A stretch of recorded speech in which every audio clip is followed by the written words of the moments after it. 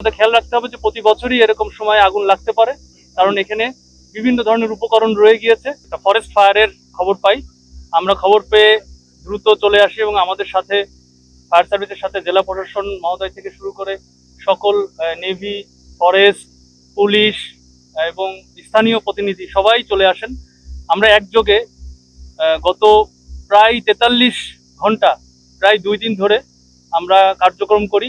এখানে আমরা আপনারা সবাই জানেন যে ফরেস্ট ফায়ার নিয়ন্ত্রণে বিভিন্ন পদ্ধতি অবলম্বন করতে হয়। এটা সাধারণ কোনো ফায়ার নয়।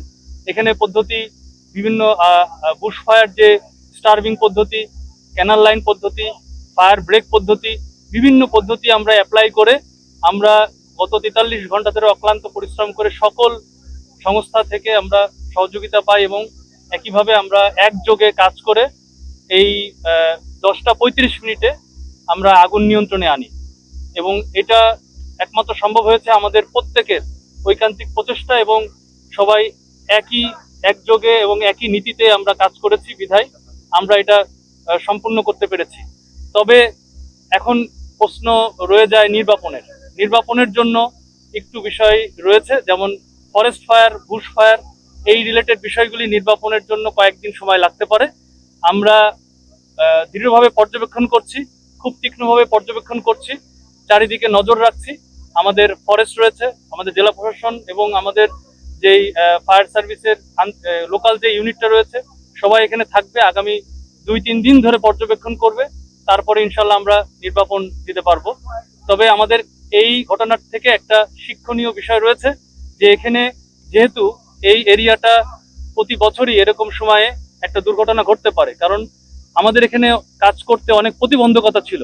প্রথম প্রতিবন্ধকতা হচ্ছে আমাদের আবহাওয়া। এখানকার যে তাপদাহে এবং যে শুষ্ক আবহাওয়ার কারণে এখানকার যে পাতা এবং গাছপালার বাকল প্রত্যেকটাই হাইলি কম্পাসিবল হয়ে গিয়েছে। তার মানে হচ্ছে ফ্লেমেবিলিটি বেড়ে গিয়েছে। এই ফ্লেমেবিলিটি বাড়ার কারণেই এখানে ছোট্ট একটি স্ফুলিঙ্গই যথেষ্ট যে আগুনটা ধরার জন্য। এবং এখানে আর একটা প্রতিবন্ধকতা রয়েছে, চারিদিকে বাতাস রয়েছে। ভিতরে অক্সিজেনের অভাব থাকলেও উপরে বাতাস থাকার কারণে কিন্তু আগুন আপনার ছড়িয়ে ছিটিয়ে যাচ্ছে। সুতরাং আমরা যেটা করেছি, যে ট্যাকটিক্সটা ফলো করেছি, এখানে একটা ফায়ার ব্রেক অ্যাচিভ করেছি। টোটাল 2 বর্গ কিলোমিটার এলাকায় আমরা ওয়াটার ক্যানেল সৃষ্টি করে একটা ফায়ার ব্রেক অ্যাচিভ করেছি। এবং এটা তৈরিতে আমাদের সবার একদম তৃণমূল পর্যায়ে প্রত্যেকেই কাঁধে কাঁধ মিলিয়ে কাজ করেছে এবং এই ফায়ার ব্রেকটা অ্যাচিভ করার কারণেই আমরা আজ নিয়ন্ত্রণ দিতে পেরেছি। তবে আমাদের খেয়াল রাখতে হবে যে প্রতি বছরই এরকম সময় আগুন লাগতে পারে, কারণ এখানে বিভিন্ন ধরনের উপকরণ রয়ে গিয়েছে, যেটাতে আমাদের আগামীতে বিশেষ করে ফরেস্ট ডিপার্টমেন্ট এবং আঞ্চলিক যারা লোকাল ব্যক্তি যারা রয়েছেন তাদের বিশেষ করে খেয়াল রাখতে হবে যদি এরকম ধরনের আগুন আর না লাগে।